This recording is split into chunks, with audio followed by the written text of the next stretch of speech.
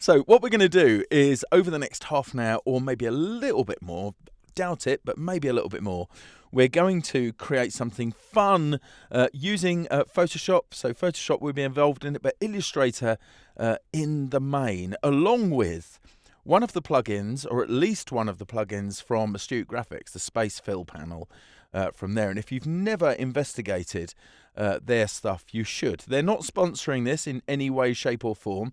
And actually tonight they are at their Christmas party. Oh, and I'm not there. So sad. But anyway, so do investigate those. They are available for an annual price, and it is less than 30 pence a day. Whatever that is in cents is probably about sort of 20. Well, actually, it's probably very similar. It's probably about 27, 28 cents a day, and you get access to all of their stuff. And you should investigate because it is amazing. But we're just going to have some fun with one or maybe two of those. So what I'm going to do, first of all, is I'm going to create a new document here in Photoshop. I'll start off in Photoshop because it's already here.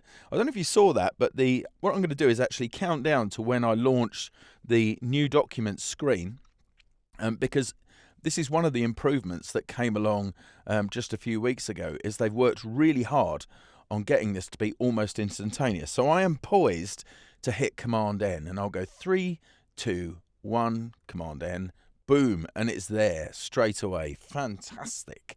Okay, it's very, very quick. I mean, it doesn't sound like much, right, that it's fast, but it is. It's a big deal. So what I'm going to do here is I'm going to target something like Instagram or Facebook, and I'm actually going to do something that is 1080 square here. Of course, you could use any dimensions for this. I'm going to use 150 ppi just here for screens. That should cover me pretty much for that. I mean, these days you can go nuts with resolution, like in print resolutions even, and things will render it. Very, very clever. But that's what I'm going to do. I'm going to go for 1080 by 1080 just here, because I know that will work on Instagram it's pretty well. So that's pretty good. Then we'll leave that parked where it is. That can sit there with its own background. Don't need the background unless you want one. But I'm just going to leave that sat there. I'm then going to pop across into Illustrator. Okay, so popping into Illustrator, and what I'm going to do, first of all, is point out that my interface probably looks very different to yours. I've got all of the Astute plugins pretty much on here. So there's a bunch down here in this bar of panels just there. If I just open a couple up, so here's Dynamic Measure, for example. Curiously not opening, there you go, it was just me. Path Scribe, whole bunch of different things on there, and I've got a couple over on the side here as well. Direct Prefs, which gives you quick access to key preferences, and of course you can't see that at the moment because my face is over the top of it. So as I'm on the naughty list, I'm going to disappear. There we go. Now you can see direct press down here on the right hand side. These just open like any other panels. It's just an arrangement I've made here, and that's indicative of how essential these are to my own workflows, because I create a huge volume of work for my courses on lynda.com and LinkedIn Learning, and indeed the other places that I produce content for, so to explain the videos and presentations. A lot of work, high volume of work, and to be honest, their stuff makes it easy, or much easier to keep up with the pace at which I create that content. And finally, just underneath here, there's a thing called Auto Savior, which is also very, very cool. But I've got a few things. Oh, one other thing I've got there is Astute Buddy, which is really nice. And if I get a chance, I will mention that. So I'm going to change the artboard I've already got here. So I'm going to go for my artboard tool, Shift and O, to do that. And then I'm just going to dial in some things here. Now this document is in millimeters, so I'm going to type 1080px, okay, like so. And because I've typed the px on the end there, it will convert across to millimeters for me, okay. And I will do that again here in the height field. So 1080, the all-important px on the end there, and you can see that that works out like so. Now I can try here to do a bit of zooming which may work for you, but it isn't always guaranteed to do so. That appears to be working just nice. So I will try and do that. But I've set up a couple of other things here in my preferences inside of Illustrator. I've actually increased the size of the anchor point display to make it easier for you to see, because I know that some people are doubtlessly watching this on their way home from work, or indeed on their way in, or while they're having their early morning cup of coffee. So wherever you are in the world, let's cover all bases by saying good evening, good afternoon, good morning, and hi, why are you up in the middle of the night? Let's do that. So there we are. All right, so those are very, very useful things, and I've done a few things there to try and make it easier for you to see. Now, I've got two different ways of making what I want to make first off here, which is a Christmas tree. Okay, so I want to make a pine tree thing for this. There's two different ways I can do it. The first one, I'm going to be a bit of a purist and do it all vector style-y. The second one is I'm going to involve a really neat thing from Photoshop to do something that is a bit raster there as well. So let's get started drawing my pine tree. I'm going to actually tap M here. I'll use the Illustrator native tools here to draw a rectangle like so. And the smart guide's of course showing me where that is in the document. Now at the moment, this is using the default fill and stroke. Okay, so it's got a white fill, black stroke. Well, what I'm going to do, notice that the fill is in front at the toolbox there, has focus is the right way of referring to it. I'm going to hit the slash key on my keyboard. That gets rid of that fill, and if you're watching the toolbox you can see that's happened.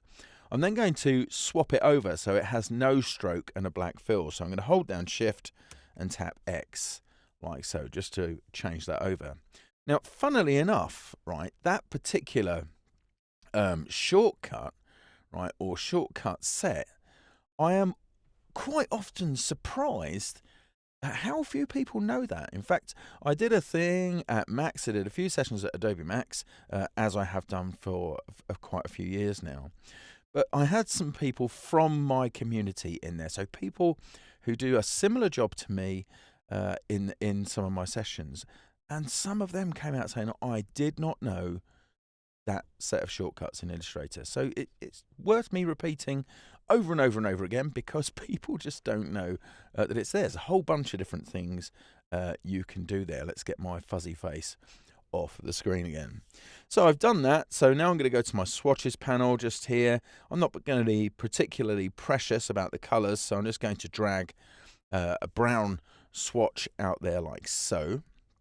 Okay, and then I'm going to use dynamic shapes from Astute. Now I could use the polygon tool here to do this. All I want is a triangle essentially. So I could use the polygon tool, but it's just I happen to like dynamic shapes. So I'm going to click here for the polygon. You can see all of these different things you can draw with dynamic shapes here. And this top row you can access via the number keys on your keyboard. Right, so a square at the beginning there would be number 1, for example, then an ellipse 2, and so on. So I'll start drawing like so. So I'm drawing a hexagon there, using my down arrow keys to turn it into a triangle like so. And I'm going to hold down the Shift key just to constrain the angle of that and get something around about that. That's pretty good. And I'll just drag a swatch onto there. Now I can, using the Command key, that would be Control on Windows here, with the Dynamic Shapes tool and the dynamic shape I've got here, I can hold down my Command key and change that shape. This is one of the reasons I like it so much. I don't have to switch tools to do this, right? I can just hold down a key and start to make modifications like that. I think that's beautiful. It's a thing of beauty. Anyway, I'll close up Dynamic Shapes and I will move this into place, sort of round about towards the top of my document, just about here. What I'm then going to do is I'm going to apply a warp to this. Okay, so I'm going to go to the Effect menu. I'm going to come down to Warp in the Illustrator Effects, and I'm going to choose Arc Lower. Okay, and when I do that, okay, the dialog will appear. Now, if I just turn on the preview, you can see that straight away I get that warp applying there nicely. Now the default one's not too bad. I'm going to see if I can just pull a bit more out of that by changing the vertical warping just there. And you see, I think that's a nice shape, sort of like an axe head shape. I think it's a good shape for a pine tree. So I'm going to hit OK. Now, of course, that's an effect, right? So I can change that however much I want to while that effect is applied. Then I'm going to select the scale tool. So I'm going to tap S on my keyboard for scale. Now, by default, the small marker that you get, okay, is placed in the geometric center of that shape, as you can see just there. But I want to place it somewhere else and also invoke a dialog at the same time. So I'm going to go above the shape, just up here. So I'm just off the artboard just a little bit there. I'm going to hold down the Alt key or Option key and then click. So that places my transformation point and invokes the dialog. Now I'll turn on preview here, and I think I'm just going to change the scaling here. So horizontally, I'm going to increase the width of that like so. And I think vertically, I'm going to try decreasing the height a bit like that, something like that. So not by too much. I'll use those things like that and choose copy there like so. You see, that should be moving downwards. Very strange. Okay, so I'll have to do it this way.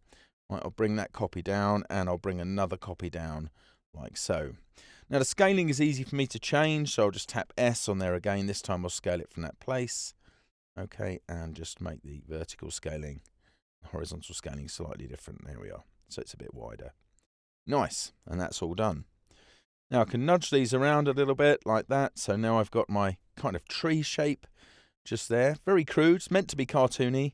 I'm enjoying that. It's good. And because all three are selected, if I wanted to change the effect here, I could do that as well. So if I go to my appearance panel, you'll see that all three have exactly the same warp applied. So I can click here, and if I wanted to change any of that, then I could do exactly that. There you go. I think that's nice the way it is. Good. Right, so I've got my tree. What I'm going to do is I'm going to select that, because that one will do just fine for where it is. Just making a few tuning things, can't help myself. I'm going to copy that. I'm going to make my way into Photoshop, and then I'm going to paste that down, and I'm going to make it a smart object, like so. Okay, so I'm going to resize that. Okay, down like that. And just there. So I've got my tree. My tree is good. Now for the fun stuff. I'm going to go back to Illustrator here. And what I'm going to do is I'm going to draw another shape, but with the pen tool. Okay, so what I think I'll do is just lock the layer I'm currently on and add a new layer.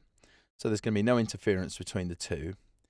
I'll come up to the top here, and I'm basically going to create a very crude shape over the top of the tree. Now I could have, if I wanted to, have copied the actual shape, the combined shape for the tree, but I'm not. I'm going to draw a whole new one here. I'm not worried about the fact that it's got a brown fill just at the moment, nor am I worried about the curvature of the thing, and you'll see why shortly. Okay, so now I've got that. What I'm going to do, just for the purposes of now, okay, is I'm going to color this in black, like so, so we can see it. I'm then going to zoom in, and I'm going to draw three small circles here, like so. So one like that, okay, and then I'm going to switch to my selection T. You can tell it's nearly dinner time, for me anyway. Selection key, I'm going to hold down the Alt key, drag a copy down like so, okay, and then repeat that, Command D, like that. And then I'll get my swatches open. I'm just going to drag some swatches on here. I want a really bright green just there. I'm going to have a nice cyan as well, nice RGB cyan. And I think I'll also have a magenta on there like so. In fact, if I wanted to, let's do a print-centric key. Right, let's have yellow, cyan and magenta there. There we are. No harming that. I'm then going to select those things. Now, I'm safe in doing that, right, because the layer underneath is locked. But essentially, all I need is the shape that I've drawn and those 3 items selected. And I'll come across to the Shape Fill panel. Now, if you haven't got an arrangement like this and you've got the Astute plugins installed, you'll actually find that in the window menu. Okay, so it's down in here with the kit. You'll find Shape Fill panel in there. Okay, it's in one of the submenus, but it is in there. Okay, so what I'm going to do now is tap Make, and you can see straight away it's filled this up because I have this option here, Multiply Filling Art, selected. If I didn't have that on, it would just add the 3 items that I had selected. But now that that is turned on, it will do it by whatever number is in this field. Now, as these are circles, I don't really need to do that much with all of the other things. I could have resizing on. Okay, for here I could vary rotation, but we'd be waiting a long time with circles, of course, to see that happen. Okay, but there's plenty more I could do. And how uniform they are, I can make them more or less uniform using this slider. In fact, let's go for something like that. Perfect. Now, the space fill isn't actually reading here in the toolbox. So if I hit the slash key now with the fill in focus, it will just remove that fill. Okay, so that's just the fill of the shape, not the space fill that's on top of it. Okay, so what I'm going to do then is I'm going to copy this. I'm going to make my way back to Photoshop, and I am going to paste it as a smart object.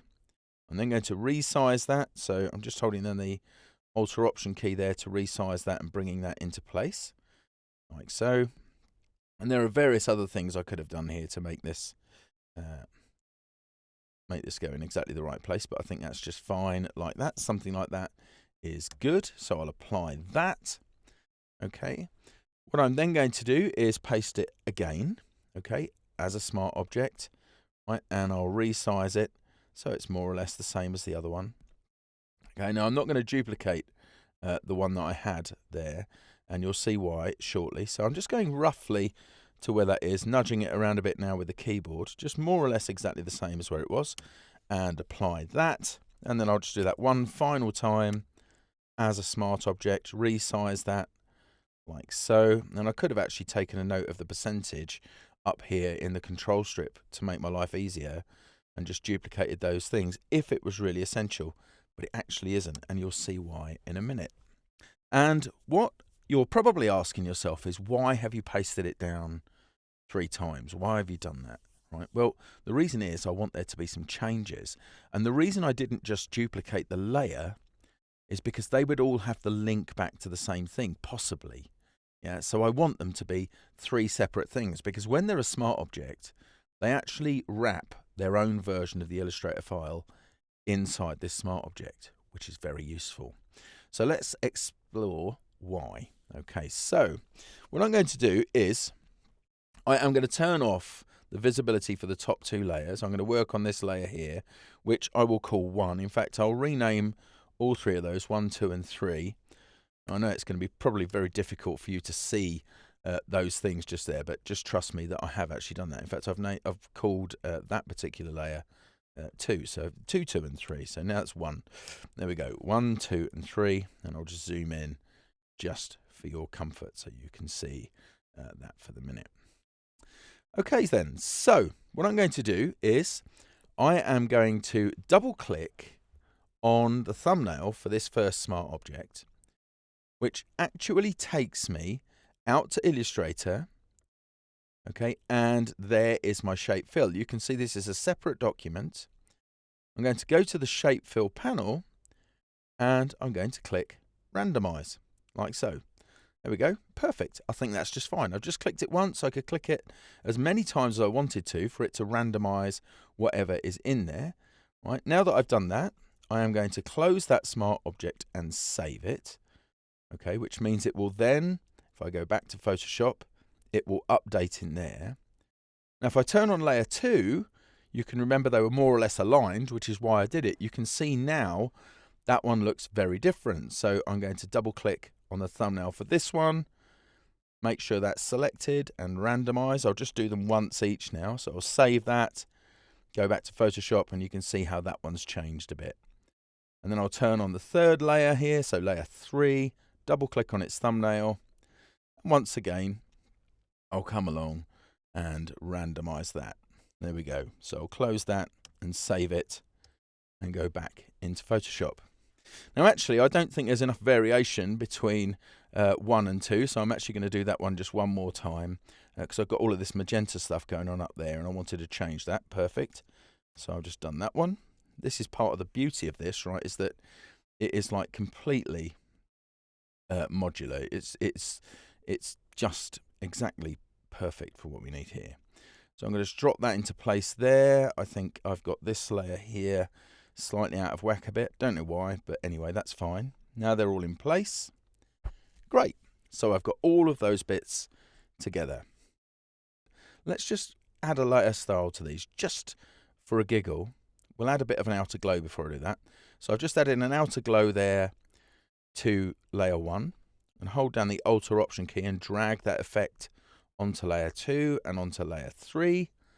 So they've all got their own glow. Perfect. Like so. I'll just collapse those. You don't need to see all of that.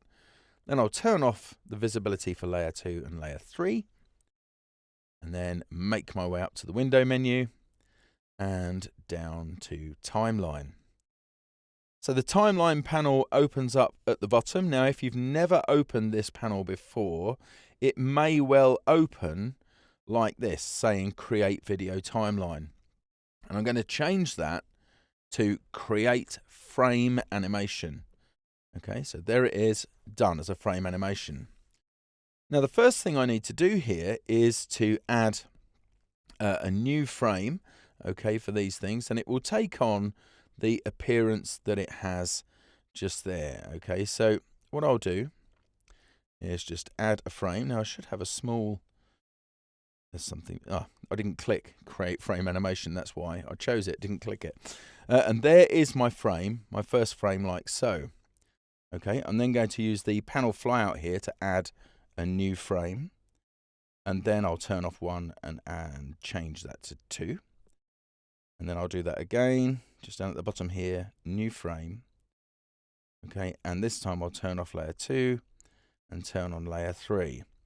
Now, this is going to flash just a little bit, just to warn you, right? So if you are sensitive to that, just bear with me for a second. I'm just going to do it briefly, but if I hit play down here at the bottom of the timeline panel, you'll see how that's going a bit crazy. Nice, I'll stop that. I'm going to select all 3 frames, so that's basically clicking on the first frame, holding down Shift and clicking on the last frame. And then you've got these small timing arrows at the bottom of the frames. Now they're tricky to see, but if you work on your own machine, when you watch this, the recording of this, then you'll see that you can go ahead and change the timing. So I'm actually going to change this to ½ a second. Actually, do you know what? I'll go to a full second, I think, for this, and then I'll hit play. There you are, that's playing out nicely. And I think I'll change that again. I'm going to make sure I've got all 3 frames selected. Of course, if you wanted to change some of the other frames to maybe less time, you can do them individually. I'm going to change this to ½ a second. There we go. Nice. That's exactly what I need. Now everything, of course, here is flexible, smart objects, and of course the appearances applied to the things in Illustrator are all good as well. Okay, and what I can then do is actually send this out as an animated GIF. So I'm just going to go to the File menu, down to Export, and then choose Save for Web Legacy, just here, because at the moment that's kind of the only thing that allows animation.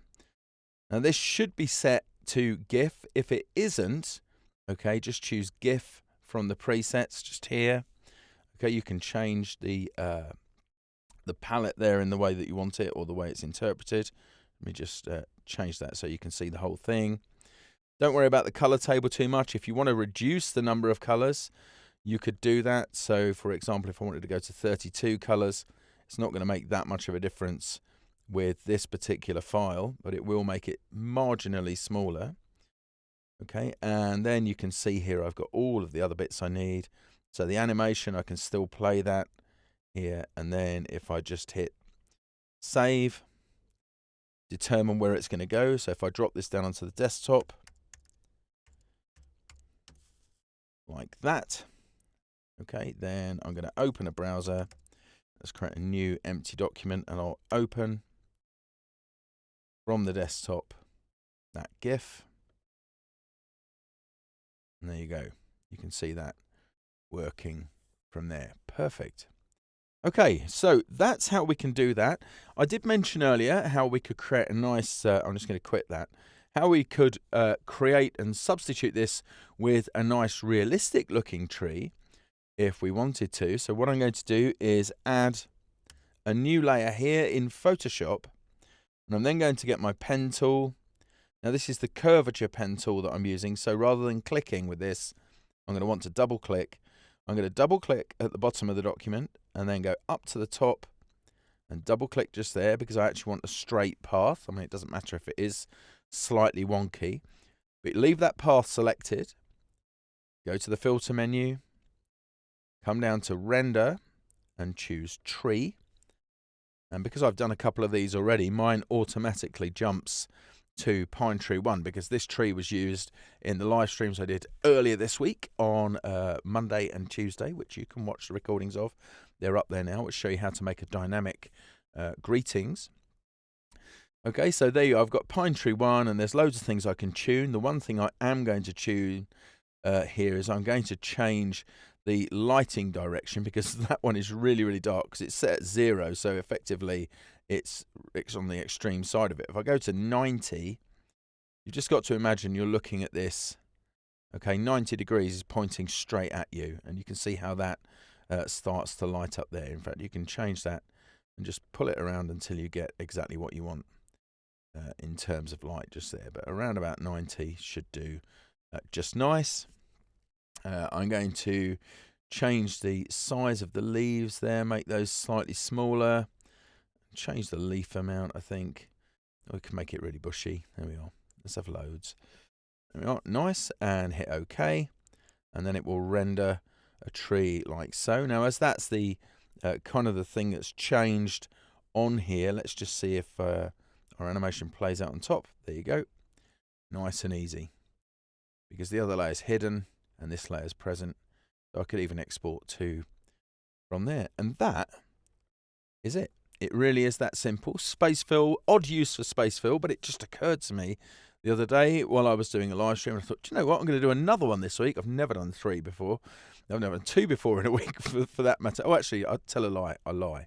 I have done 2 before in a week, but I've never done 3. It's the first time I've done 3 in a week. And hopefully you would want me to do more. So if you do, please let me know, either here in the comments or at Tony Harmer on Twitter, same on Instagram. Fantastic. Thanks very much for watching, and have a fabulous holiday season with your friends and family, or both. Cheers. Take care.